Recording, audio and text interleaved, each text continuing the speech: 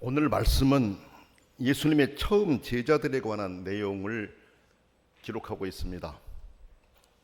첫 제자들에 대한 말씀의 내용입니다. 그런데 예수님의 제자들 중에는 많은 이들이 먼저 세례 요한의 제자이었다라고 하는 사실을 우리들에게 알려줍니다. 처음부터 바로 예수님의 제자가 된 사람들도 있었지만은 처음에는 요한의 제자였다가 그 뒤에 그들이 예수님을 따라가서 예수님의 제자가 된 경우가 있습니다. 우리가 아는 대로 세례 요한은 예수님의 길을 예비하도록 먼저 보냄을 받은 사람입니다. 실제로 예수님보다 먼저 와서 예수님이 어떤 분이신지에 대해서 소개한 사람이 세례 요한입니다. 왜? 그렇게 하도록 하나님이 보냈기 때문에 그렇습니다. 예수님을 말씀하면서 세상 죄를 지고 가는 하나님의 어린 양이다라고 소개했습니다. 그리고 예수님은 메시아라고 소개했습니다. 구원자라는 것입니다. 그리스도라는 것입니다. 이것을 소개하도록 부름받은 사람이 세례 요한이었기 때문에 그렇습니다. 그런데 여러분 보세요. 그 요한의 제자들이 예수님의 제자에 포함된 것을 보면 이 또한 하나님의 섭리가 작용하고 있다는 것을 우리가 알게 됩니다. 물론 세례 요한의 가르침과 예수님의 가르침에 있어서 내용에 있어서 다릅니다. 분명히 달랐습니다. 그렇지만 제자로서의 마음가짐이나 자세 같은 것은 그들이 예수님을 따르는데 도움이 되었으리라는 건 의심의 여지가 전혀 없습니다. 그리고 여러분, 세례 요한은 공적으로 예수님을 전한 것처럼 사적으로도 자기 제자들 앞에서 예수님이 어떤 분이신지에 관해서 들려주었으리라고 봅니다. 그렇지 않습니까? 공적으로 예수님이 구원자라고 하는 사실, 메시아라고 하는 사실, 하나님의 아들이라고 하는 사실, 세상 죄를 지고 가는 하나님의 어린 양이라고 하는 이런 사실들, 여러 사람들 앞에서 공적으로 그렇게 전했는데 사적으로 자기들이 데리고 있던 가르치던 그 제자들에게는 그 내용을 말하지 않았을 리가 없어요. 그렇지 않습니까? 그래서 예수님은 그 자기 제자들에게도 여러 사람들 앞에서 말한 것처럼 그렇게 예수님에 대해서 분명하게 가르쳤을 것이라고 하는 것을 우리가 알 수 있습니다. 세례 요한은 여러분, 자기에게 몰려오는 군중들에게 예수님을 소개하면서 예수님은 세상 죄를 지고 가는 하나님의 어린 양이다, 성령이 내려 예수님 위에 머무는 것을 직접 보았기 때문에 그렇게 자신 있게 말할 수가 있었습니다. 여러분, 예수님이 그런 말씀을 했을 때 군중들은 대단히 충격을 받았을 거예요. 그렇죠? 궁금하게 됐을 겁니다. 왜냐하면 지금 사람들은 세례 요한이 메시아인가? 그리스도인가? 이렇게 하고 따라다녔었거든요. 그런데 그가 예수님을 가르치면서 예수님이 세상 죄를 지고 가는 하나님의 어린 양이다, 그리스도 메시아라고 하는 사실들을 알리게 됐었을 때 얼마나 그 충격을 받았겠습니까? 예수님이 어떻게 태어난 줄도 알고 어떻게 자라는 줄도 알고 모든 걸 다 알고 있었지 않습니까? 그런데 그 예수님이 하나님이 보내신 하나님의 아들이라고 하는 사실을 들었을 때 많이 놀랐을 거예요. 궁금했을 거예요. 그런데 그 내용을 전하고 나서 다음 날이었습니다. 다음 날, 여기 이튿날 그랬죠. 요한이 자기 제자 두 사람과 함께 다시 그곳에 서 있었습니다. 어제 세상 죄를 지고 가는 하나님의 어린 양이라고 예수님을 소개했던 그 자리에 두 제자를 데리고 가서 서 있었습니다. 그러다가 마침내 예수님께서 걸어 다니신 것을 보았습니다. 그리고 제자들에게 하나님의 어린 양이 저기 계신다, 이렇게 말해줬습니다. 이는 앞에서도 그렇게 했지만 1장 27절 30절처럼 여기서도 여전히 자신을 낮추고 예수님을 내세운 것입니다. 여러분, 자기를 따르는 제자들에게 자기를 낮추면서 다른 분을 높이기가 쉽지가 않아요. 쉽지가 않습니다. 자기를 따르는 사람들이 자기에게 다 몰려와서 자기의 말을 듣고 자기와 가까이 하기를 원하지, 자기를 따르는 사람들에게 다른 사람 훌륭하고 위대하고 대단하다, 나보다도 훨씬 더 훌륭하고 대단하다, 이렇게 말해 줄 수 있는 지도자가 많지 않을 거예요. 그렇지 않습니까? 여러분, 요 1장 27절 말씀을 한번 보시면은 그런 내용이 나오잖아요. 곧 내 뒤에 오시는 그이라, 나는 그의 신발 끈을 풀기도 감당하지 못하겠노라. 예수님의 신발 끈을 풀기도 감당하지 못할 만큼 나는 예수님과 비교가 안 된다라고 말을 했었거든요.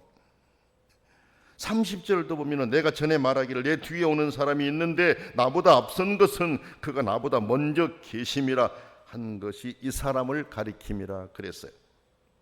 철저하게 자기는 낮추고 예수님을 높이고 있습니다. 앞에서도 그랬는데 여기서도 여전히 그렇게 자신을 낮추면서 자기 제자들 앞에서 예수님을 내세운 것입니다.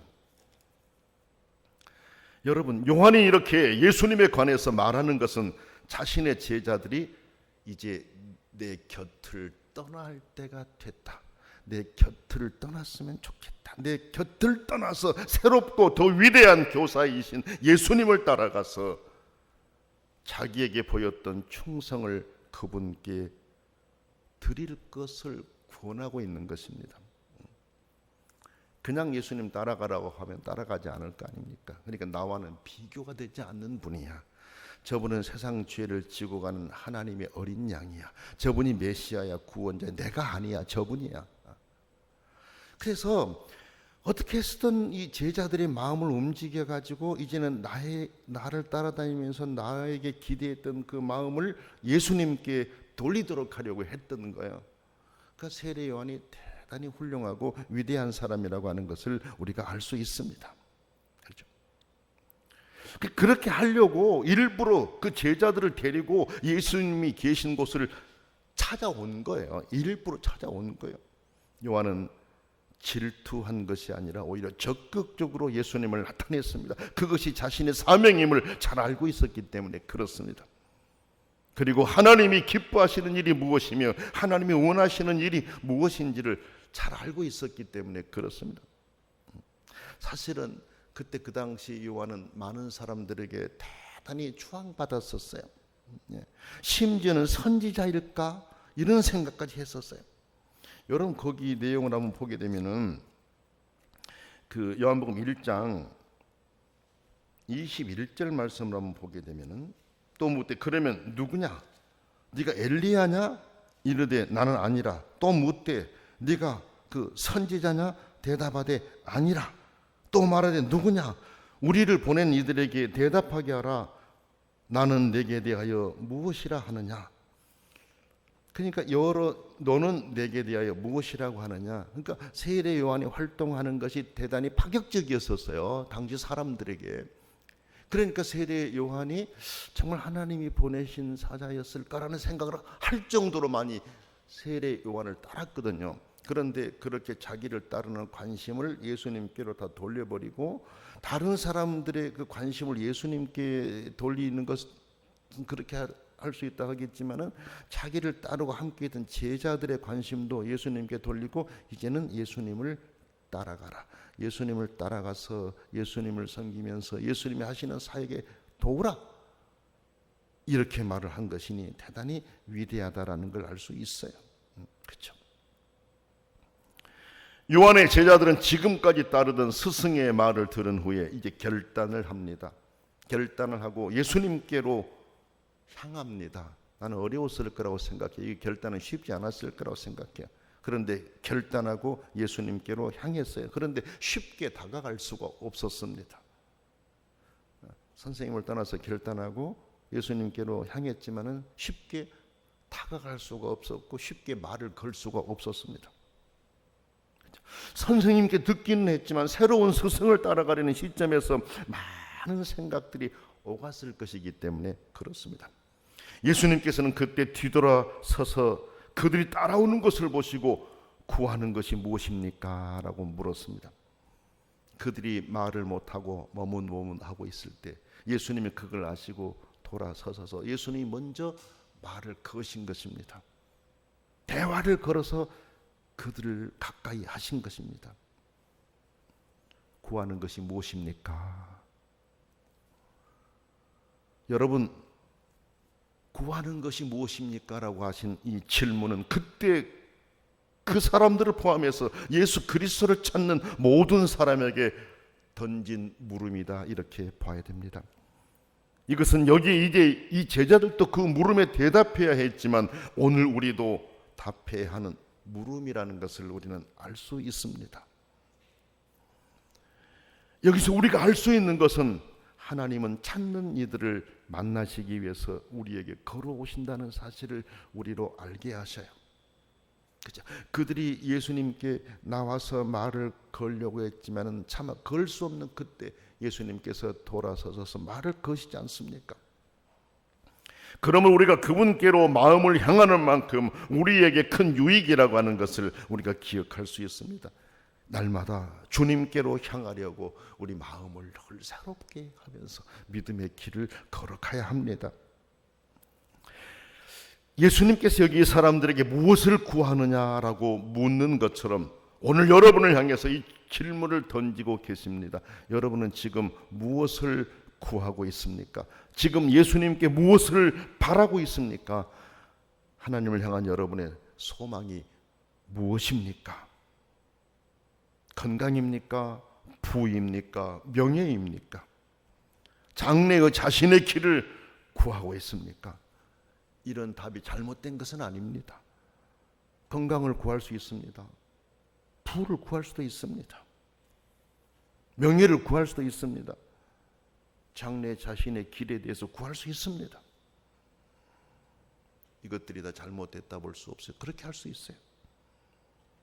그러나 그런 목적들에 어떤 생각이 들어가느냐에 따라서 잘못된 목적이 될 수도 있다는 것을 우리가 기억해야 됩니다. 무슨 말이냐면 이웃을 배제해버린 단순히 개인적인 야망만을 위한 것이라면 이건 문제가 될 수 있습니다. 왜? 개인적인 야망을 위해서 이웃을 희생시킬 수도 있기 때문에 그렇습니다. 나를 위해서 함께하는 사람들에게 피해를 줄 수도 있기 때문에 그렇습니다. 다른 사람들을 다 밟아버리고 내 혼자 가서 웃으려고 하는 이런 일이 벌어질 수도 있기 때문에 그렇습니다. 그러니까 그 답들이 다 잘못된 것들은 아니지만은 그러나 어떤 생각을 가지느냐에 따라서 그것이 잘못될 수도 있다라고 하는 걸 우리가 알아야 된다라는 것이죠. 어떤 사람은 평안을 구하는 사람들도 있어요. 좋습니다. 평화만큼 좋은 게 어디 있습니까? 그렇죠. 내 마음의 평화, 가정의 평화, 세상의 평화, 모든 함께하는 사람들과의 평화 얼마나 좋습니까? 그런데 여러분, 진정한 이 평화, 진정한 평화는 오직 주님만이 주실 수 있다라고 하는 거, 이것을 잊어서는 안 돼요. 내가 평안을 원한다면, 내 가정의 평안을 원한다면, 우리는 세상의 평안을 원한다면 평안의 주이신 주께 기도하고 그분에게 도움을 구해야 돼. 왜? 예수님께서 이렇게 말씀하셨잖아요. 평안을 너희에게 끼치노니 곧 나의 평안을 너희에게 주노라. 내가 너희에게 주는 것은 세상이 주는 것과 같지 않다. 요한복음 14장 27절에서 그렇게 말씀하셨습니다. 우리 안에 진정한 평안을 원한다면 주님께 나가서 우리 안에 평안을 달라고 기도드려야 돼요. 그분의 도움을 요청할 수 있어야 돼요. 여기 요한의 제자들은 무엇을 구하느냐 하신 예수님의 물음에 이렇게 답합니다. 라비여, 선생님, 그 말이죠. 선생님, 머무시는 곳이 어딘지 알고 싶습니다. 그렇게 답합니다. 무엇을 구하느냐라고 했을 때 그들이 답한 것은 선생님, 뭐를 주십시오. 지금 당장 필요한 것들, 우리가 주를 따르려고 일하는 지혜가 필요해. 지혜를 주십시오. 아니면 우리가 주를 따르려고 하면은 걱정할 것이 없도록 해주십시오. 뭐 한다든지 여러 가지를 말할 수가 있지 않았겠습니까? 그런데 그 물음에 선생님 머무시는 곳이 어디입니까? 그렇게 물었어요. 무슨 의미인 것 같습니까? 길에서 단순히 대답 드릴 수 있는 것이 아닙니다. 무엇을 원하느냐고 했는데 여기서 우리가 당장 지금 그렇게 쉽게 말씀드릴 수 있는, 답할 수 있는 것이 아닙니다라는 것이죠. 머무시는 곳이 어디입니까? 주님이 계신 곳을 찾아 함께 오래 머물면서 우리의 문제와 희망을 이야기하고 싶다라는 것입니다. 예수님의 제자가 되려는 것이었기에 가볍게 지나가는 그런 대화가 아니라 그분 자신의 집에서 함께 사는 친구로서의 깊은 만남을 원했던 것입니다. 지금 당장 필요한 것보다 더 중요한 것이 주님과의 교제라는 것입니다. 주님과 함께 하는 것이라는 거예요. 사실 그래요. 주님과 함께 하면 다른 것들은 채워줄 수 있지 않습니까? 대단히 지혜로운 사람들이었어요. 대단히 지혜로운 사람들이었었고 예수님과 깊은 교제 안에서 예수님을 얻고 싶었고 예수님 안에 내가 들어가고 싶었던 거잖아요. 이 제자들이. 그렇죠? 이는 오늘 소원을 두고 기도하는 성도들이 가져야 될 자세이기도 합니다. 지금 당장 무엇을 달라라고 기도하는 거 물론 필요합니다. 그러나 먼저 주님과의 깊은 교제의 시간을 더 소중하게 여길 줄 아는 성도들이 되어야 된다는 거죠. 주님과 오래오래 같이 있으면서 주님과 교제하면서 주님의 말씀을 듣고 싶습니다. 주님께 내 마음의 여러 부분들을 열어서 말씀을 드리고 싶습니다라고 말할 수 있어야 돼요. 지금 당장 달라고 졸라들기 전에 먼저 주님과 깊은 만남, 진정한 만남, 주님께 나를 드려 충성하려는 마음, 이것들을 보여드리는 것이 매우 필요하다라는 것이에요. 그 마음이 있을 때 다른 것들은 얻어지는 것이고 채워질 수 있기 때문에 그렇습니다. 그렇죠. 요한이 그렇게 이제 거하시는 곳이 어디입니까? 머무신 곳이 어디입니까? 이렇게 물었을 때 예수님의 대답은 너무 그냥 간단하고 명료했어요. 와 보라. 와 보라. 그냥 이 말씀이셨습니다. 사실은 뒤에도 내용을 보게 되면요. 기독교 복음이 전해짐에 있어서 이 와 보라는 이 내용은 매우 중요했습니다. 이 바로 뒷부분도 그래. 와 보라. 와 보라. 각자가 와서 보고 결단하라는 말씀이잖아요. 내가 여기서 무슨 말을 한다고 해서도 답이 될 수 없고 직접 와서 보라. 와서 보고 결단하라는 것입니다. 또 강제적으로 주입시킨 것이 아니라 스스로 판단하여 바른 진리에 서라는 말씀입니다. 그렇습니다, 여러분. 지금도 주님은 와 보라고 하십니다. 와 보라. 누구에 의해서가 아니라 스스로 주님께 나와 주님을 바라보고 주님 안에 있는 진리를 찾을 수 있어야 된다라는 것입니다. 그래 와 보라는 것입니다. 그래야만이 흔들림이 없이 나갈 수가 있습니다. 충성스럽게 제자의 길을 갈 수가 있기 때문에 그렇습니다. 그래서 와 보라. 너희들이 직접 와서 보라. 이렇게 말씀하신 거예요.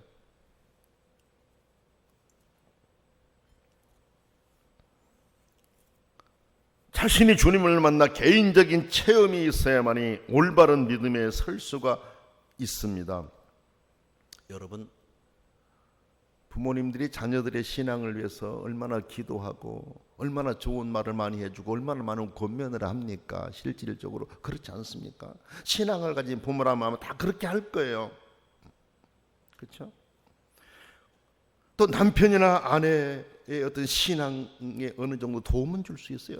남편들이 아내 신앙을 위해서 여러 가지 이야기를 해주면서 든든한 신앙에 서기를 원할 수 있고 아내도 남편의 신앙에 그런 도움을 주고 싶을 수도 있을 거예요.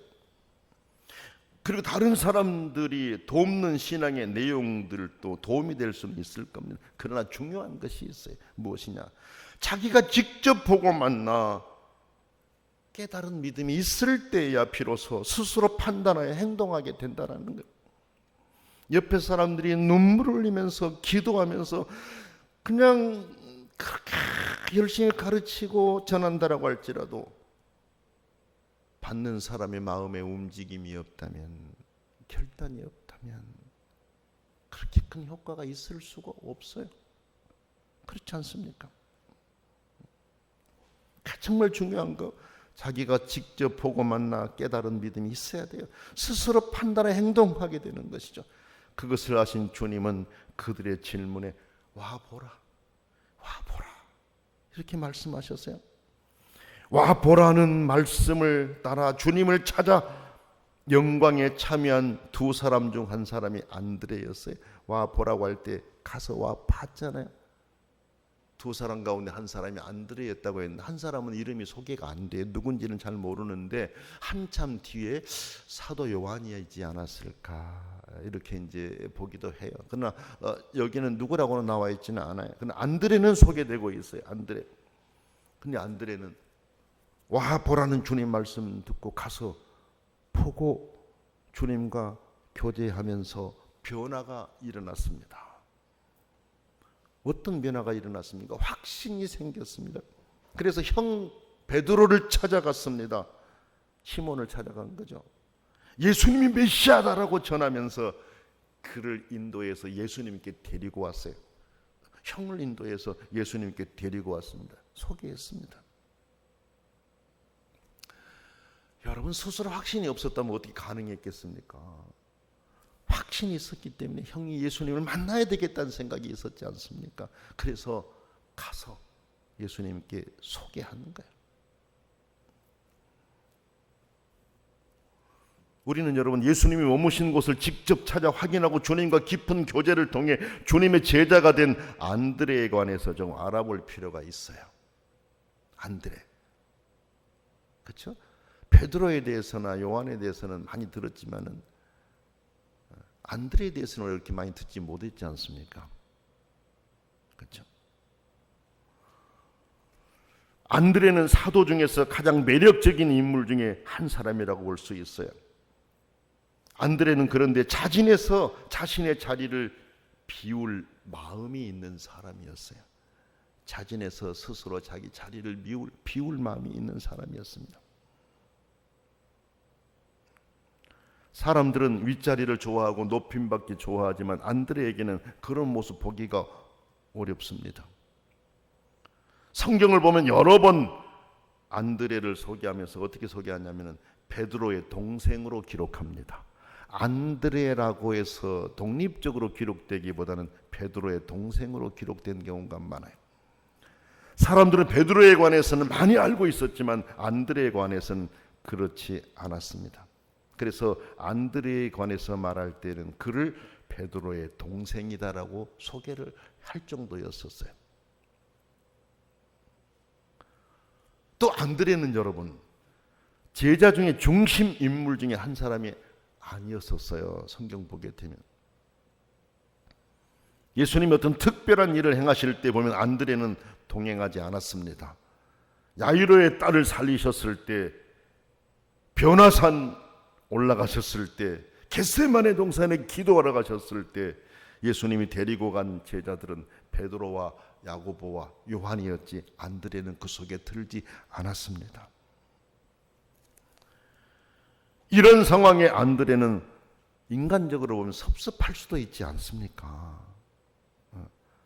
인간적으로 속상하여 분을 낼 수도 있어요. 왜냐하면 안드레는 예수님을 따른 처음 제자 중에 한 사람이었습니다. 그리고 베드로를 예수님께 인도한 사람도 안드레였었습니다. 안드레는 자신의 권리를 주장하며 어떤 자리를 요구할 수도 있었을 것이지만 그렇지 않았습니다. 지금 정치 돌아가는 것을 보면은 대통령 되게 만들었다고 해가지고 설치고 다니면서 나라를 혼란스럽게 만드는 이런 사람들이 있지 않습니까? 대통령의 판단도 흐리게 만들어버린 경우도 있지 않습니까? 안드레는 그렇지 않았어요. 그에게 있어서 그런 문제가 그렇게 중요하지 않았던 것 같아요. 윗자리나 직책이나 명예 이런 문제가 중요하지 않았던 것 같아요. 그에게 있어서 중요한 것은 예수님과 함께 있는 것 그 자체가 그렇게 중요했어요. 할 수 있는 대로 그분에게 많은 봉사를 감당하고 싶었던 사람이 안드레였다. 우리가 이렇게 볼 수 있어요. 여러분, 반면에 안드레는 성격상 언제나 다른 사람에게 예수님을 소개하고 싶어 했고 다른 사람에게 예수님을 소개하기를 좋아했어요. 복음서 이야기 중에서 안드레가 무대에 등장하는 경우가 한 3번 정도 나와요.